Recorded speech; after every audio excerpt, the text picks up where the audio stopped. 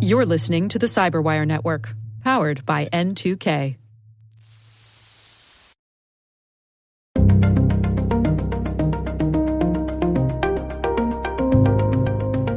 We need to, as a world or an industry, decide, are we going to do backups the right way, the correct way that we've always said that we're doing them, or are we going to continue in this kind of fake myth that we're doing them really well, but we're not?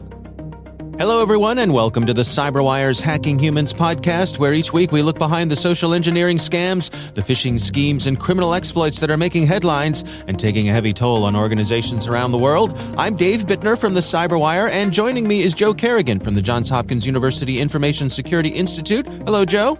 Hi, Dave. Got some good stories to share this week, and later in the show, my conversation with Roger Grimes. He is the data-driven defense evangelist at KnowBe4. All right, Joe, why don't we jump right into some stories this week? I'm going to start things off for us, and my story actually comes from the folks over at the fact-checking website Snopes. This is written by Jordan Lyles, and it's titled, "We Infiltrated a Crypto Scam Network That's Hosted by Meta," the company formerly known as Facebook. Right. And this narrative follows the story of some scams that are being run on Facebook, in Facebook, using a combination of Facebook groups, but also Facebook Messenger. And it starts with a Facebook page that's called Tina's Finance, which is not a real company. Right. And Tina's Finance starts off with an advertisement with a photograph of billionaire Warren Buffett. And he's holding As they often do. Yeah, and he's holding a giant Bitcoin. And it invites Facebook users to learn about Bitcoin and other cryptocurrencies. And once I'm looking at this picture right now, Dave. It's obviously photoshopped. Right? Yeah, I know. But, I guess it works well enough for these scammers. Yeah.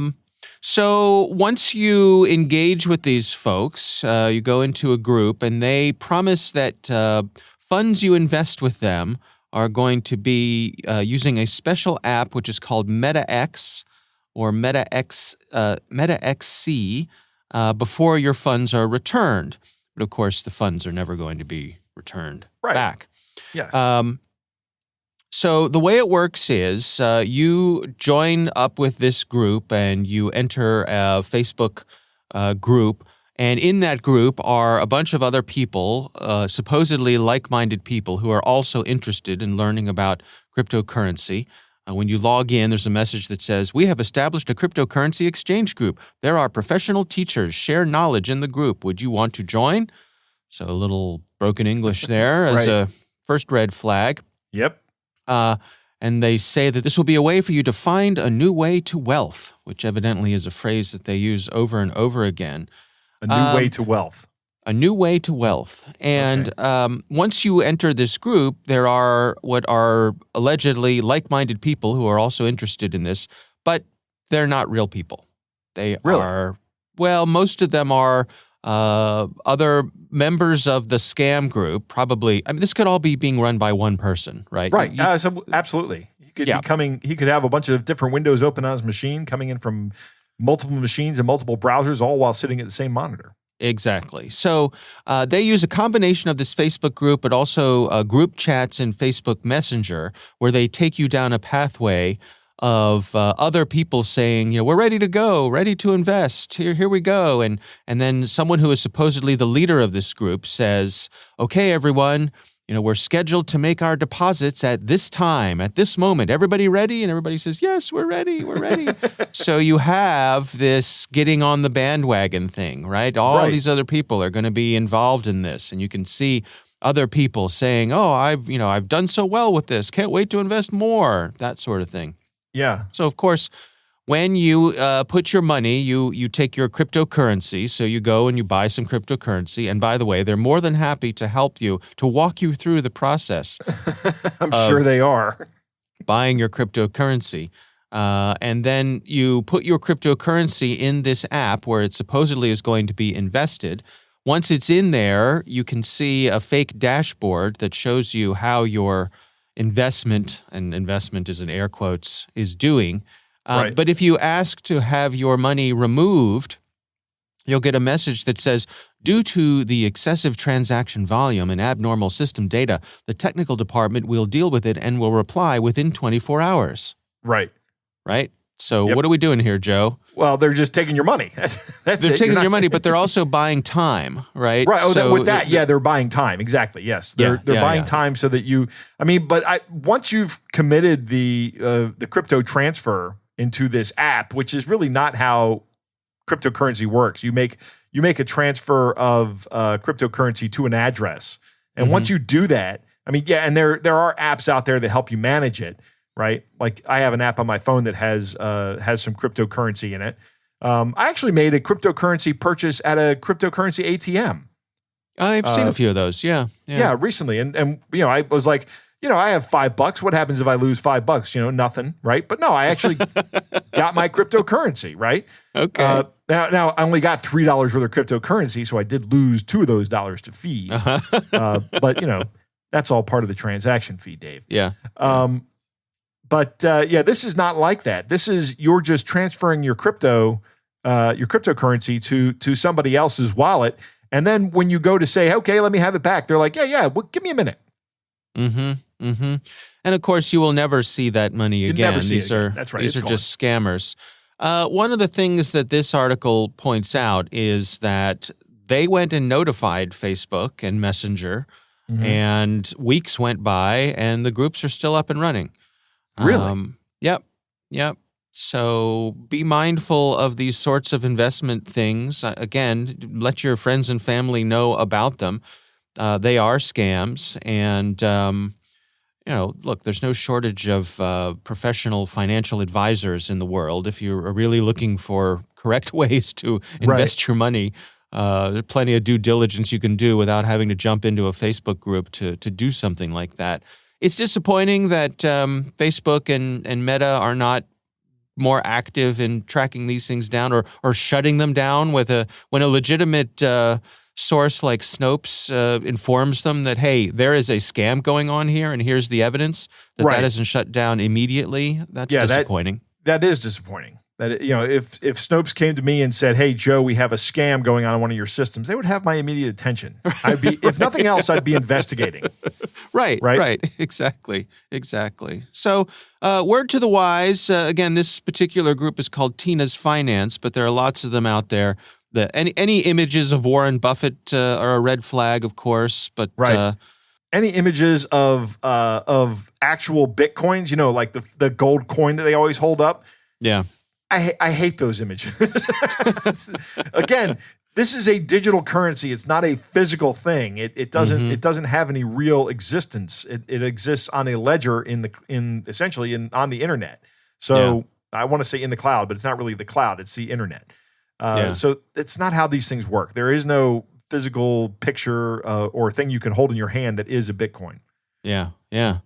All right. Well, that is my story this week. Of course, we'll have a link to that in the show notes. Joe, what do you have to share with us? Dave, my story comes from Alicia Hope at CPO Magazine. Recently, Electronic Arts, which is a game company, confirmed that attackers use phishing and social engineering tactics to execute account takeovers against high-profile FIFA Ultimate Team gamers. Eurogamer, which is a website that talks about video games, first reported the account takeover attacks when they had a bunch of tweets that they noticed were going on. And these tweets were saying that their accounts had been stripped of FIFA points and coins. So apparently you earn coins and points in this game, and you can transfer them to other players. Anytime you have any kind of in-game currency like that, this becomes a target. Sure. Now, I don't play sports video games. I do play video games, but I don't play sports video games. Because I always say, if I want to play soccer, I will go buy a soccer ball, walk out to the schoolyard behind my house, and then fall on the ground and scream while holding my shin. But I digress. The attackers reportedly use gamer tags from FIFA, from the FIFA leaderboards, which is so EA publishes this this leaderboard of who's the best FIFA Ultimate Team players, right? Right. And then these guys go, okay, well, I can see their gamer tags, and then they get in touch with EA staff and try to convince them that they're the legitimate owners of these accounts. EA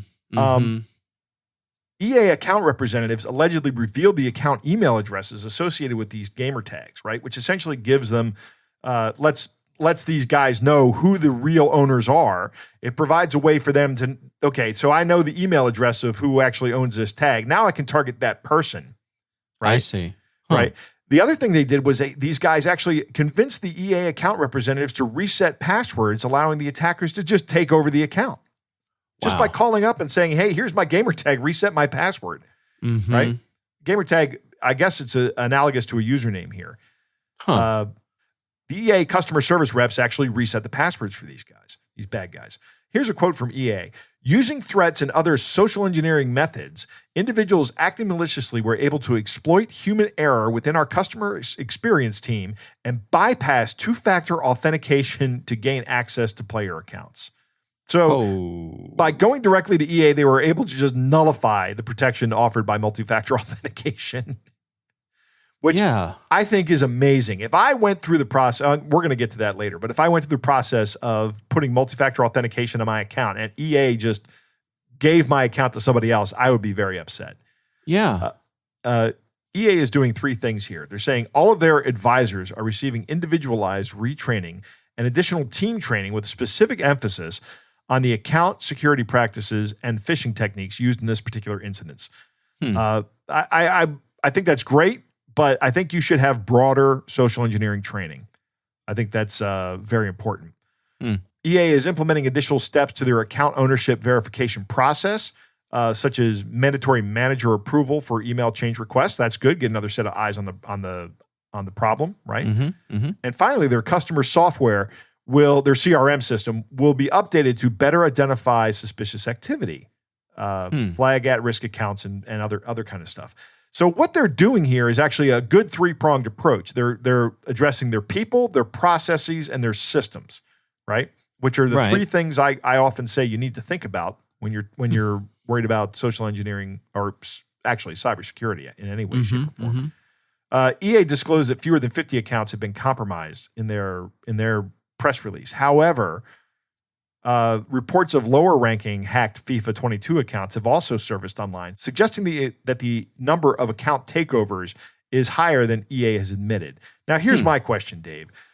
Do you think that EA will effectively restore the access and assets of 100% of people affected by this attack? No. I don't think so either. I don't think so either. I don't have an account with EA because they're mainly a sports game company, and like I said, I don't play sports games. But I do have accounts with other major companies. And if someone took over like my Steam account, for example, I would lose access to every game I've purchased via the platform. It's not a ton of games. It's like 70 games, and a lot of them are bundled together, right? A lot of them came bundled. But I'd be very upset, especially after losing access to some of the progress I've made in my games that are tied to my Steam account. Yeah. Right? Yeah. Sure. Like the one that comes to mind is World of Warships. So, I got tier 8 ships, which are pretty high level ships, and it took me a long time and a lot of playing. If I lost that overnight, I'd be furious. I'd be absolutely furious. Where's my North Carolina, Dave? Yeah. I have experienced that myself for sure. Had games that I've spent a lot of time making my way through, and for whatever reason, through a system update or a device update or something like that, lost my progress or lost the special what do you call it, like heroes that I purchased for the game or whatever. That would make me very upset. Yeah. Very upset indeed. That's it is upsetting. But I suspect I probably get less upset than you do. Yeah, probably. Yeah, I might call and be very angry, which is the exact social engineering technique that these guys used here. Would be my natural response. I don't know. I don't know what I'd do. I mean, at that point in time, I might just walk away from everything and just be done with it. Yeah, and sometimes that's what you do. I mean, yeah, I've had that happen too. Well, I guess I'm done with this game. Right. Because I'm not doing that again, Yeah, absolutely. Let me find something new. If I lost access to all those battleships, or actually, not just battleships, but my favorite, the destroyers. If I lost access to those things, I would not do that again. I would not go through that process again. Yeah. Yeah. Well, sometimes there's a cleansing element to that sort of loss as well. Or there is. Yeah, maybe being forced to move on. What am I going to do with all my free time now? Right. Exactly. All right. Well, interesting story. And of course, we will have a link to that in the show notes. We would love to hear from you. If you have a story you'd like us to cover or a catch of the day, you can email us at hackinghumans@thecyberwire.com. Speaking of catch of the days, it is time to move on to our catch of the day.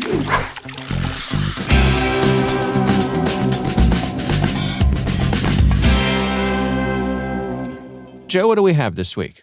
Dave, our catch of the day comes from a listener named Jesse, who writes, I listen to your show every week, and you guys are awesome. Hey, thanks, Jesse. Yeah. I'm happy to let you know that I can drop out of school, and I don't have to listen to your show anymore, as I just got a text from Facebook, and I've won $600,000. Wow. Congratulations, yes. Jesse. I think Jesse's being facetious, Dave. Well, we're lucky that Jesse sent a long text message. I'll read it. It says, Hello, my name is Sheryl Sandberg, the Chief Operating Officer of Facebook. Nice meeting you. I was assigned to contact you from the CEO of Facebook, Mr. Mark Zuckerberg. There is an online draws that was conducted by random selection. You were picked by CEO of Facebook in order to claim your $600,000 USD. Click on the link to claim your cash prize. Congratulations in advance. And it's got a link that was sent to him. This is interesting that this came via a text message, just an SMS message, right? Yeah. Yeah. They call this smishing. I hate that term. I hate a lot of these terms that we use in the cybersecurity world, but smishing is, this is just phishing via text message. It doesn't need to have a different name, smishing, because it comes from a text message. The technique is the same, but this is exactly the kind of thing that you see all the time. It's simple, it's unbelievable, but it works because somebody will go, who's Sheryl Sandberg? And then they'll Google Sheryl Sandberg and find out that, yes, Sheryl Sandberg is, in fact, the chief operating officer of Facebook. Right. And then if they don't know who Mark Zuckerberg is, I know a lot of people do know who Mark Zuckerberg is. They'll say, if they don't know that, they'll Google that and they'll go, oh, hey, this adds up. This all makes sense. Sure. And the person that does that is the exact person they're looking for here. Yeah. The person who is curious and may not know the information also may not know that this is a scam. And that's kind of what they're looking for. Yeah. Yeah. That trusting person who also might think, well, what do I have to lose? Right. Exactly. Right? And the answer is plenty. A lot. Yeah. Plenty. I don't know what happens when you click on this link. Right. It's probably, I guarantee you the link is in some way malicious. It may ask you, it may just be an attempt to steal your Facebook credentials. Right. Yeah. Which is a route to another scam. It could be a malware installation page that does a drive-by download or something that exploits some vulnerability on your phone that you have. It could be any number of things, but my guess is if you click on this, you're going to see a fake Facebook login page. Yeah, probably could be. All right. Well, again, thanks to Jesse for sending that in to us. And again, we would love to hear from you. It's hackinghumans@thecyberwire.com.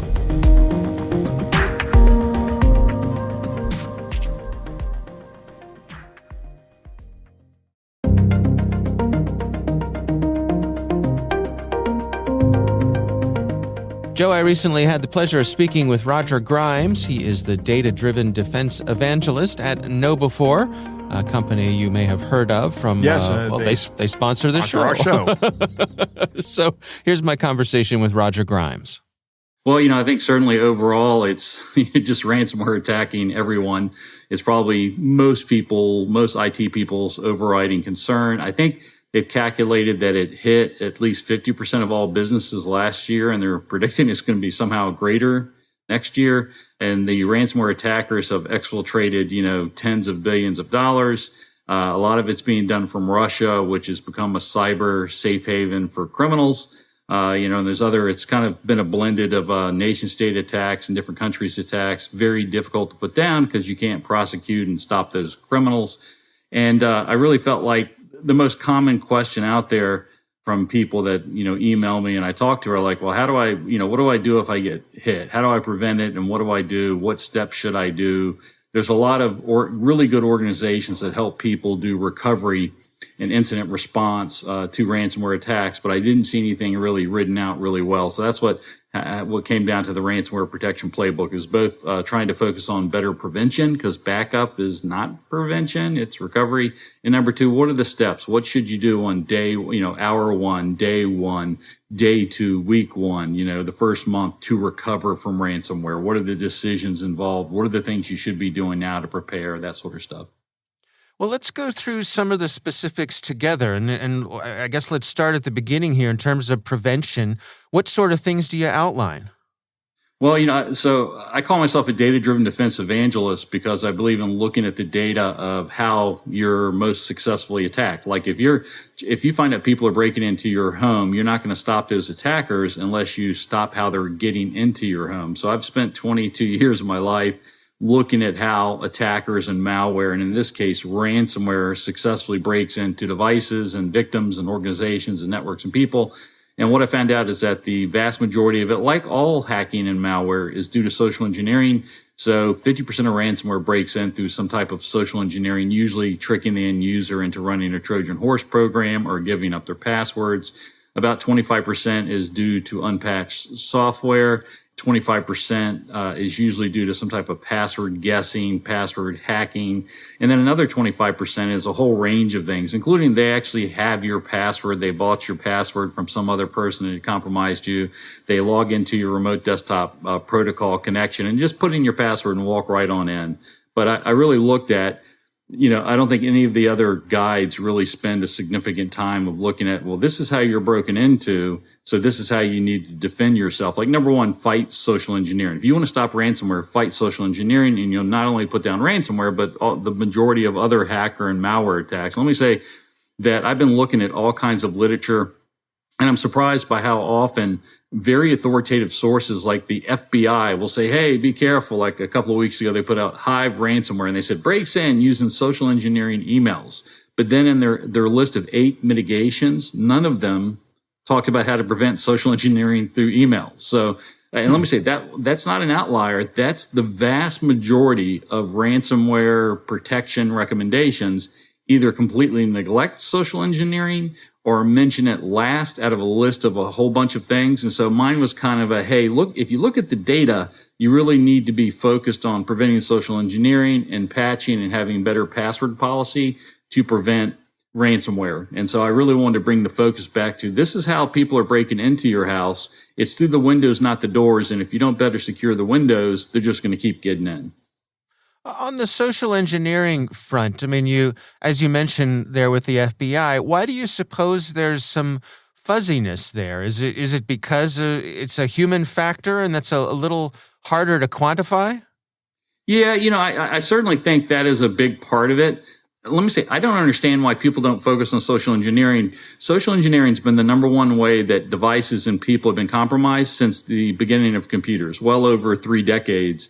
And yet it's not concentrated on very much. I mean, like I've been looking at lately, I'm getting ready to release another white paper on this. I've been looking at all the top regulatory guides. So NIST and Sarbanes-Oxley and PCI DSS and GDPR and NERC and FERC and all this stuff.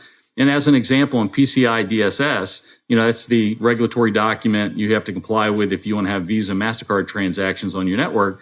Well, it's like a 180-page document, and it has 12 main controls. Under those 12 main controls are another like 230 sub-controls to meet the main control. Well, the first one they mention is having a really good firewall, which turns out hasn't worked for 2 decades. I mean, almost everybody has firewalls today, and most of the attacks that target us don't care whether you have a firewall or not, but it's the first recommendation. It's 8 pages of controls, 35 controls. Fighting social engineering, which is the number one thing you could concentrate on. It is mentioned as 3 controls in 5 sentences at the very end of the document. And let me say, every single document does this. They literally, not only are we doing computer security incorrectly by not focusing on the biggest threats first and best, our documents are training ourselves and the newcomers to do it wrong too. So I'm trying to be this, part of this person yelling out loud, why are we doing it so badly? Like I don't, so it is And I've been giving these talks. I wrote a book called Data Driven Defense a couple of years ago. I talk about it all the time about what are all the factors. Why don't we, concentrate on the right things? And, part of it is it just isn't sexy enough, one of the statistics I give in my book and some of my papers is that this comes from the Bill and Melinda Gates Foundation a couple of years ago. More people die every day from mosquito bites than in shark attacks in the last 100 years. And yet there is no mosquito week on Discovery Channel. Sometimes sometimes these other attacks are just sexier, more dangerous. We're all fearful of being bit by a shark, or people are really scared. A lot of people, including myself, I fly a lot, get scared when a plane's taking off. But your odds of dying in a plane crash are like 1 in 12 million at best. But your odds of dying on the way to the airport that morning were like 20 times higher. But nobody's shaking and nervous in the car on the way to the airport. It's just humans we don't factor the fears correctly. How do you suppose then we can go at it to do a better job with this, to realign our priorities? Well, that's exactly it. So mine is you need to focus on preventing social engineering better. It's 70 in my research. It's 70 to 90% of all successful data breaches involve social engineering. Unpatched software is in about 20 to 40%. Those figures are a little bit lower in ransomware. In ransomware, it's at least 50% for social engineering, and unpatched software is about 25%. We need to do a better job at focusing. Those two things, focusing on social engineering and better patching your software, is anywhere between 75 to 99% of the risk in most organizations. And so if we don't focus on those two or three things, if you throw passwords in there, having better password policies or using MFA, if you throw that in there, that is absolutely 99% of the risk. And if you don't focus on those three things better, well, the rest of everything you do doesn't really matter. Firewalls don't work nearly as well as they say. Antivirus doesn't work as great. Something like 85% of people successfully compromised by ransomware had up-to-date running antivirus software. And I always the antivirus vendors are always going 100% detection, 100% detection. If that was anywhere true, we would not have malware or ransomware today. But it's not true. We're being lied to. And so looking at the data, I'm trying to tell people, hey, don't look at the shiny, sexy object. Don't buy this new expensive service or new expensive thing that's supposed to fight hackers and malware and stuff like that. Concentrate, if you look at the data, concentrate on social engineering, better patching, better password policy, and MFA. Those are the 3 or 4 things that really mean everything for most organizations. And I'm just trying to be a voice in the wilderness, shouting that out, as loud as I can. What about mitigation itself? For the folks who find themselves hit with ransomware, do you have any recommendations there? Are there any things contrary to the common advice? Yeah, well, I don't know if it's so much against the common advice. There might be, but it's more of making sure to mention the common advice. Like maybe a really common, as a great example, okay, you're hit by ransomware and you've got to now stop the damage, right? The first thing you want to do is stop the spreading of the ransomware, the damage that it's causing. One of the big decisions would be, do I disconnect or power off the machines or whatever? Well, I say, okay, go ahead and disconnect from the network, but you probably want to do it at the network device level, not at the individual device level, because that way, when you start to implement fixes or search for malware, you can selectively turn on networking to different devices, and you don't have to manually touch each and every device. And then I go further and say, sometimes now, so there is a lot of advice that says never turn off the computers, but you could be actually having a wiperware event. There is a lot of ransomware out there, or what looks like ransomware that is really wiperware, where there's been entire companies decimated because they thought it was a ransomware event. It posed as a ransomware event. It took out the country of Ukraine for one, and it says, "Oh, we're ransomware and we're collecting this." But if you looked at the code, it was really wiperware. And Saudi Arabia and Aramco has been hit by this a couple of times. So the common advice is never turn off the machines. Well, that's not true. That may be true if you've just got traditional ransomware, but there are times where you have wiperware, and it does hit different organizations. It hit Sony Pictures, it hit Aramco, it hit the entire country of Ukraine. Well, then you want to turn your machines off. It isn't a simple yes or no. It really depends on the scenario. So I kind of present the scenarios and say, okay, this is what you should do. Oh, and if you do need to disconnect the network, do it at the network level and not at the device level. That sort of advice. Can you give us your insights on backups themselves? What advice do you have there? Number one, they're not a prevention control. They're an incident response recovery control, but you should have a good backup, and you should have what's called 3-2-1, which means you have the copies of the data in at least 3 places, the original place the data is, and then in 2 backup locations. That's the 3. The 2 is you should have them on 2 different types of media, meaning that, the idea is that if the attacker gets to one, maybe they don't get to the other. And then the 1 is one should be stored offline. And let me say the biggest mistake I see is a lot of people think their offline backup is offline when it's not. I'm amazed. I ask many people, hey, do you have an offline backup? They're like, yeah. See probably 75% of the hands come up. I go, can you get to your offline backup through an online console to restore it? And almost all the same hands come up. I'm like, it's not offline. If you can get to it in an online console and it doesn't take someone physically doing something separately, then it's not an offline backup. And if you can get to it, the attacker can get to it. And so a lot of people, they get hit by ransomware. When they initially get hit, the IT people are like, hey, we've got a backup. Don't you worry. Well, they've never tested the backup. They've never tested it against turns out even if they have the backup, and I'm not making this up, many times after they do a test restore during the recovery, it shows that it's going to take 1,000 years to restore all those machines. Right. But more importantly, a lot of times they tell the CEO, don't you worry, we've got backups. And then they find out the backups were corrupted or encrypted or deleted or whatever. So most people are not doing what's called 3-2-1 backups, making sure that one's offline, and they haven't really done, they're like, oh, I've done a restore, I've done a test. And let me say, that's everybody's compliance checklist. Have you done, do you got good backups and you test that they work? Yeah, it means they tested like one file, one folder, one server, but have they tested trying to restore every single server they have, like in the scenario of what ransomware is likely to hit? No, absolutely not. Most companies have not done that. And how do we know this is the case? Because somewhere between 60 and 80% of the victims are paying the ransom now. And, even in the lowest times, I think it was 40%, 40 to 60%. And that means that a lot of people did not have the backups that they thought they had. Yeah. I mean, I guess to be fair, it's hard to know where that sweet spot is in terms of, balancing your risk versus the amount of energy your finances and so on that you're going to put into your backup plan. And it's hard to know exactly where to dial that in.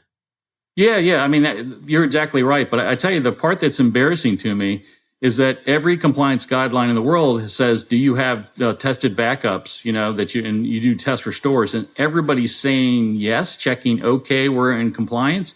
And most people are lying, and even the auditors kind of know they're lying, because to do that would take a significant amount of resources. Like, suppose you had a dedicated full-time equivalent, FTE, that was doing backups. You'd not only need a second full-time employee to do this, but you would have to have the money and resources to be able to do the backup and restoration and restore it.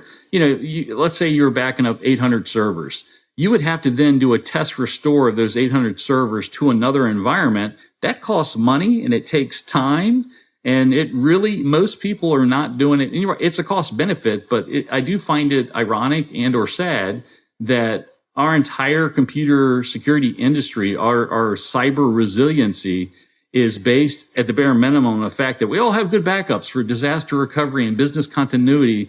And I think it is a revealed myth that we actually have these good, secure, tested backups. And I think so we need to, as a world or an industry, decide, are we going to do backups the right way, the correct way that we've always said that we're doing them, or are we going to continue in this kind of fake myth that we're doing them really well, but we're not? I mean, and it's all right if we go, you know what, we looked at the cost, we looked at the benefit, and it's not really worth it to do this full, the way that we've been saying we're doing it. We should just stop lying about it. The first step of the problem is to be honest with ourselves and then go, you know what, we looked at it and it's just too expensive to do it the way that we're supposed to do it. And so we're going to kind of halfway do it. I think it's all right to say they're going to halfway do it. What I think's wrong is to say that we're doing it completely the right way and checking compliance checklist and everything's great. And then, and then when they hit by ransomware, it turns out, our backups aren't working, or will take 1,000 years to restore, or whatever it might be.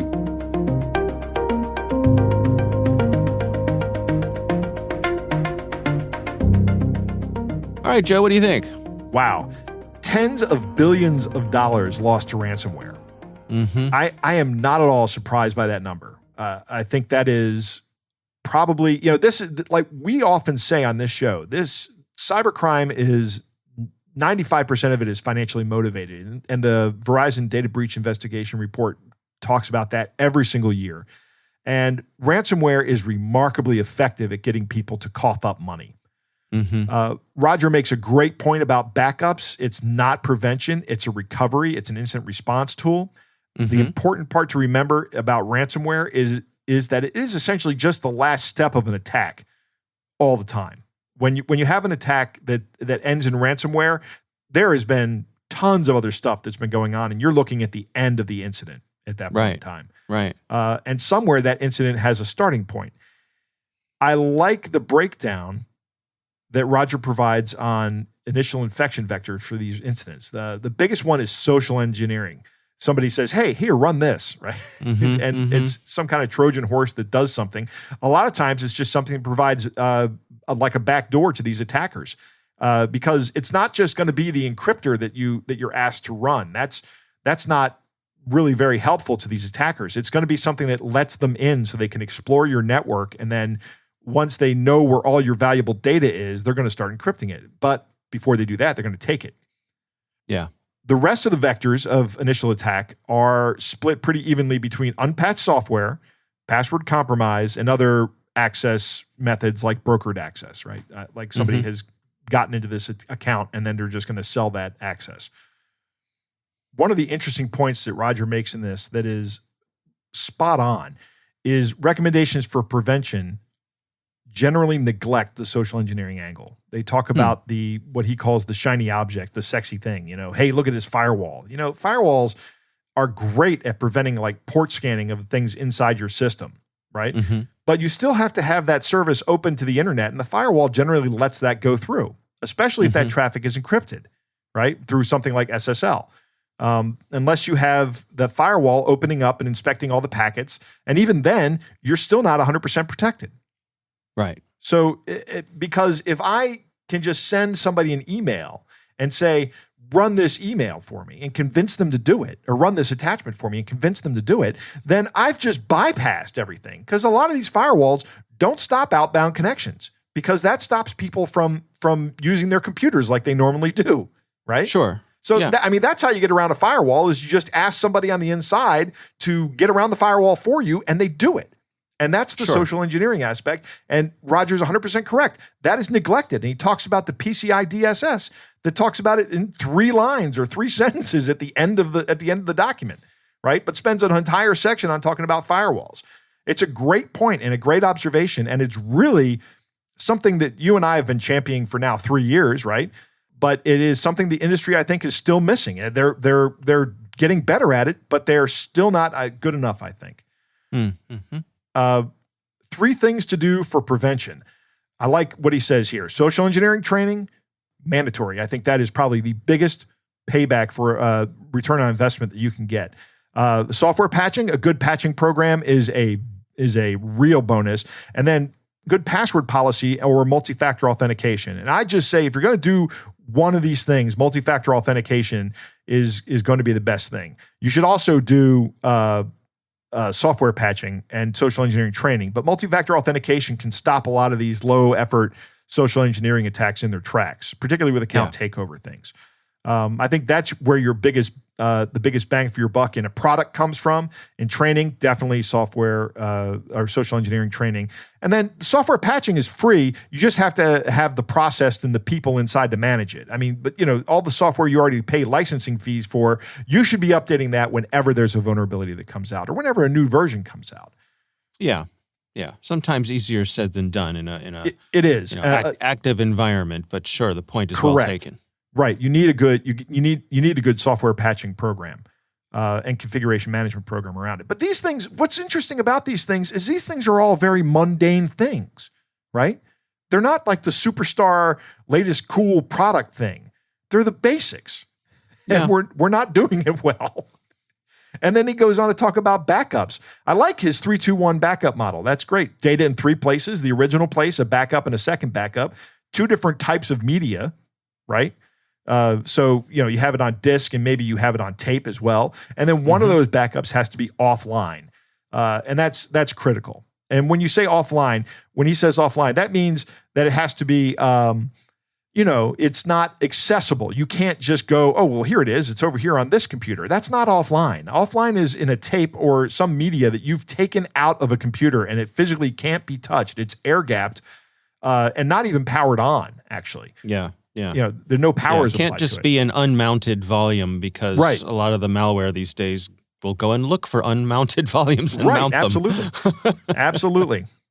This was a great interview, Dave. I liked a lot of what Roger had to say. I think he is a champion of common sense in the security industry, and I really appreciate his perspective. All right. Well, again, our thanks to Roger Grimes for joining us. We do appreciate him taking the time.